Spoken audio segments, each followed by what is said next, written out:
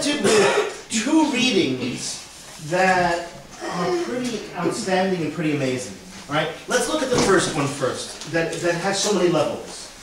The first thing we have to think of when we hear the Abraham story, and we hear that he's being tested, that he has to give away the promise, his son, right? Remember everything that goes with this, all right? Abraham and Sarah don't have any children. Okay, that's the first thing. Then, eventually, God promises them through the 3 angel visitors that you're going to have a child. Next year, when I come back, the angels say, you will be with a child. All right? Now, they're very old, but obviously, they conceived a child. All right? And so, they had a child.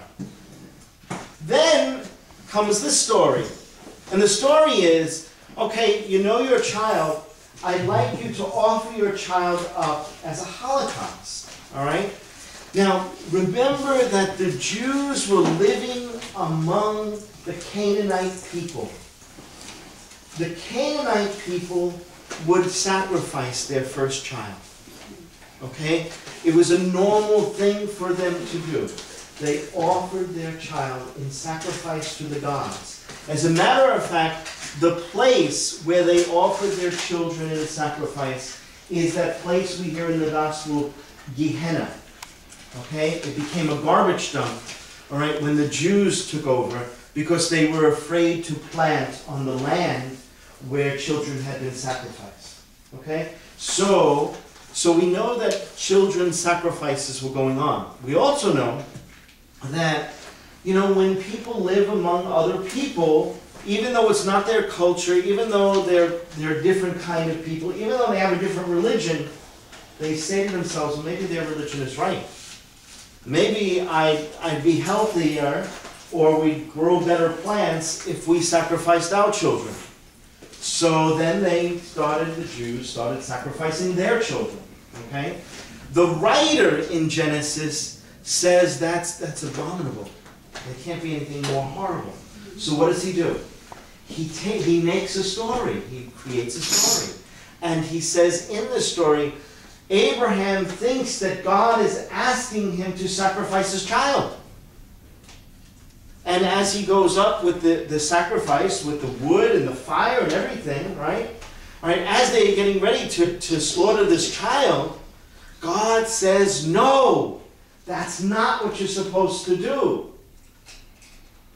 So the story is really a lesson that taught the early Jewish people that you don't sacrifice your children.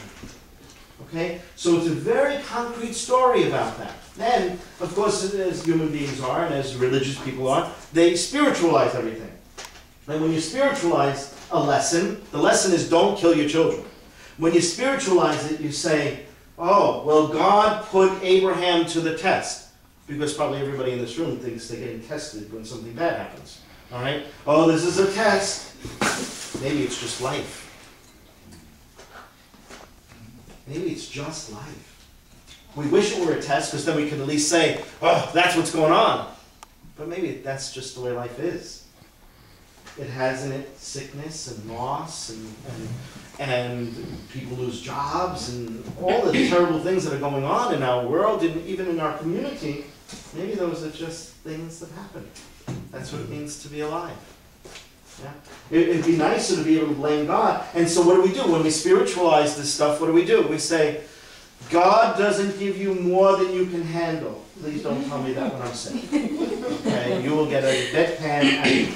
Right? Or people will say, God blessed you, that's why you're being tested. Well, God's crazy then. Right? What? That can't be God. If that's God, what kind of God do we believe in? A crazy God. Okay? You see how we have spiritualized things that are really awful. All right? And then we hear these things. Or I've even heard, when I was a hospital chaplain, I've heard people say to someone who just lost a child, well, God wanted another angel in heaven. Do you think that that's what that mother wanted to hear? Do you think that would make her feel better? You're crazy. You know? See, when we spiritualize things, we take them out of the human experience. All right? And what really God and spirituality is all about is being able to live in this world as it is. And that's hard for us. That's hard for us. We always want somebody out there to blame and somebody out there to take responsibility for it and somebody out there to be moving us around like checkers. But then we don't have to take responsibility for our lives. All right? So the Abraham story on that level is really clear. Don't kill. Don't kill children. Second thing, testing. Life is a test. If you want to think of test, life is a test, you know. You got to survive each week, right? You got to survive each day. And so maybe it's not so much of the test, okay? Then on a third level, what is it that I hold dearly in my life that I think I cannot live without? All right? And all of us need to think about that. It doesn't mean we need to give it away or we need to surrender it in any way, but I think we just need to think about that. Because what I hold on to dearly is really what motivates me. That's what gives me life. Right? That's why I'm motivated. Sometimes what I hold on to dearly is why I get up in the morning. So I think it's important for us to think about that. And maybe the hook question is, where is God in that? Where's God in that? See, it's not a bad thing because God is there. God is in it. God is in the reason why we get up in the morning. God is in the thing that we hold on to dearly. God is there even when you or I might have to let go of the thing we hold on to dearly. Do you see that? That becomes a little bit different. It's rather than thinking that God is there out to get us, because that's what the other one is. God is out to get us, and so God wants us to suffer more, so God will take away from us what is most dear to us. Well, would any parent do that? Right? I mean, and if we who are human beings wouldn't do that, what would make us think that that's what God would do? The master of the universe, the parent of us all, would say, let's see, that's really important to that one, let me take it away. But rather, what if God is with us even when we have to surrender? Whether it's a person who dies, whom we love, whether it's our freedom. You know, when we go to the nursing home, people have had to let go of their apartments, their old way of living. I mean, those are horrible things to let go of. You know, what is that? You know, what happens, right, when we have to let go of those things, right? And yet God is with them in it. And God is not saying to that person, God is not saying to that person, good, we've got to get rid of, your apartment because that's where you felt comfortable, all right? And then, look at the gospel.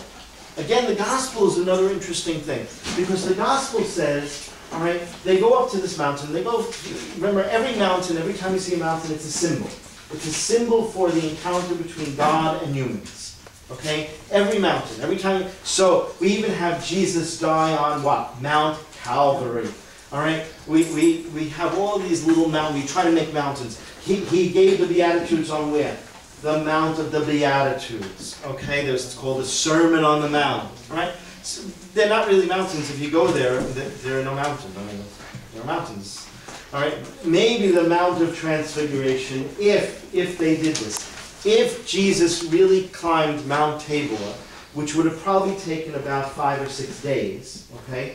At the top of that mountain is a Roman fort. I doubt if that's where the Jews would have gone to have a religious experience in a Roman fort. But anyway. All right, so if he had climbed that mountain, they would have been half dead to begin with, all right? And they probably would have been hungry and thirsty, and I guess then you start seeing things, all right? But anyway, they climb this mountain, we call it Mount Tabor, and at Mount Tabor, they have this encounter. But what's interesting about the encounter, what's more important is the story around this encounter. Jesus is transfigured, right? He becomes dazzling, like light. It's a reminder of the resurrection. The second thing is, he's there with Moses and Elijah. That is the law. Moses gives the law. Elijah, the prophets. So Jesus didn't come to start a new religion, right? That's really important. Jesus is not a Christian, right? God is not a Christian, right? Jesus was a Jew being a faithful Jew, all right? And that's all he did, all right? He faithfully lived his Judaism, and it called people to live